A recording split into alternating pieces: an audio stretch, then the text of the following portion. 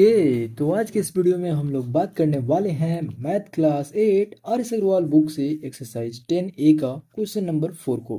Question क्या कह रहा है, एक बार उसे हम लोग पढ़ लेते हैं।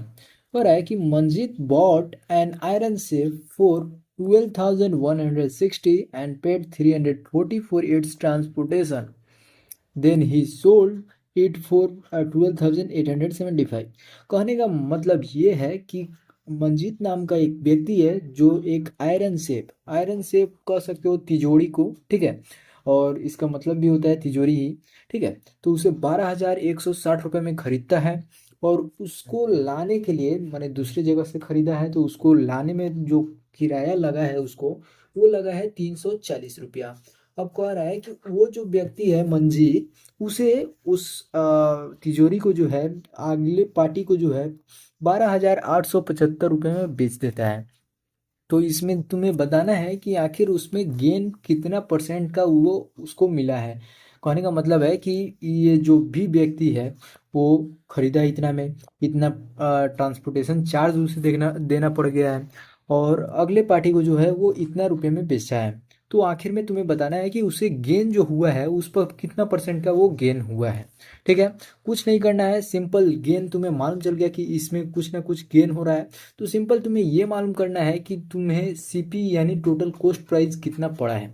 अब तुम कहोगे कि सर कॉस्ट प्राइस तो दिया ही हुआ है इतना, तो नहीं, ये तो है केवल उस आयरन सेफ का दाम जो तुमने ऑलरेडी पे किया हुआ था, लेकिन उसे लाने में जितना खर्च लगा है वो 340 रुपया भी इसी में ऐड हो जाएगा। ये पूछोगे कैसे, तो क्यों, देखो, जब हम लोग कोई सामान को खरीद रहे हैं तो वो हम लोग अपने पैसे अपने पैकेट से ही उसे पे कर रहे हैं, और यहाँ पे जो ट्रांसपोर्टेशन चार्ज लगा है वो भी तो हम ही लोग देंगे।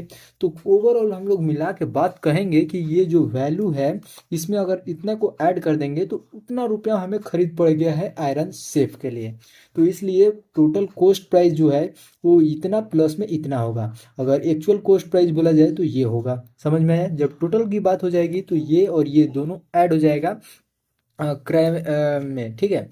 तो ये हम लोगों को सीपी हो जाएगा ये दोनों को ही, और ये हमारा एसपी हो जाएगा। और सिंपल हमें यहाँ पे गेन बोल ही दिया है कि हमें इस केस में गेन हो रहा है, तो सिंपल गेन का फॉर्मूला लगाएंगे। गेन का फॉर्मूला क्या होता है सर, तो गेन इज इक्वल टू होता है एसपी माइनस में सीपी, और उसके बाद हम लोग गेन परसेंट निकाल देंगे और आसानी से हमारा आंसर जो है मिल जाएगा।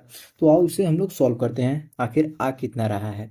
तो देखो यहाँ पे हम लोगों ने क्या किया कि जो वैल्यू हमें गिवन है उसमें से कुछ कुछ लिख लिया। पहले एक्चुअल कॉस्ट प्राइस लिख लिया, ठीक है। एक्चुअल सीपी लिखो या कॉस्ट प्राइस लिखो, दोनों बात एक ही है। सीपी आर एस 12,160 रुपीज़ ये हो गया।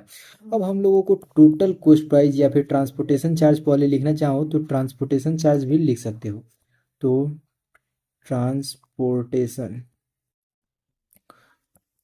ट्रांसपोर्टेशन एक मिनट, ट्रांसपोर्टेशन यहाँ पे हुआ है हमारा 340 रुपया का, ठीक है। तो यहाँ पे अब टोटल कॉस्ट प्राइस अगर हम लोग लिखें तो वो हमारा कितना हो जाएगा, तो 12,160 और प्लस में 340 रुपया। ये बात तो क्लियर हो गया होगा। अब देखो ये सिंपल ऐड कर देंगे, जो भी वैल्यू आएगा वो हमारा इस केस के लिए जो है क्या हो जाएगा, हमारा कॉस्ट प्राइस हो जाएगा, ठीक है। तो ये हमारा इतना वैल्यू जो हो रहा है 12,500 हमारा कॉस्ट प्राइस हो जा रहा है सीपी।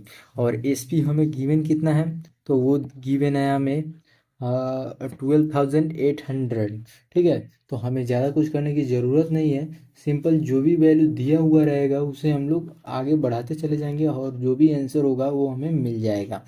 तो यहाँ पे हम लोगों को जो भी दिया था उसके अनुसार हम लोगों ने लिख लिया 12,875।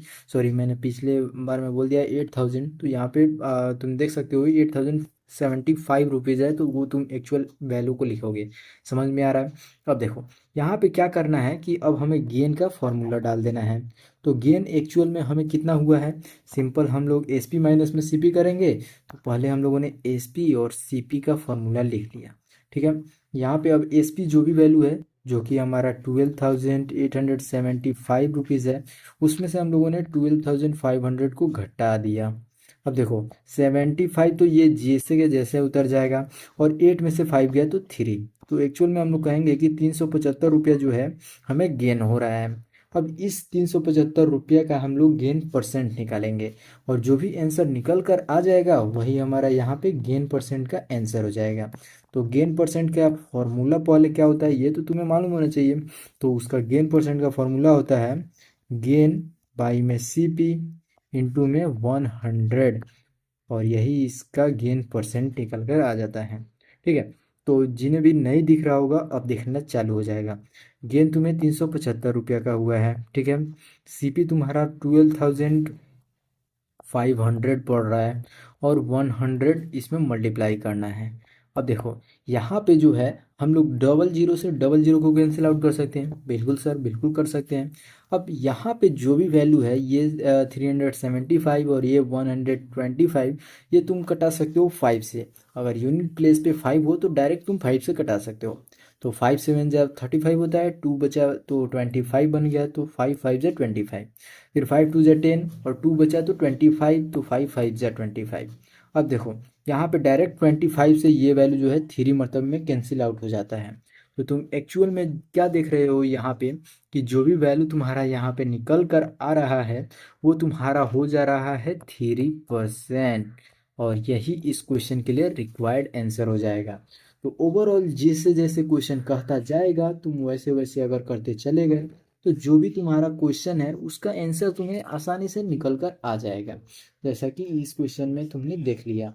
अब देखो अगला क्वेश्चन चाहे जो भी हो उसे हम लोग अगली वीडियो में बात करेंगे, और इसी वीडियो के नीचे डिस्क्रिप्शन में उसका लिंक भी मिल जाएगा, तो तुम डायरेक्ट वहाँ पे भी जाके देख सकते हो।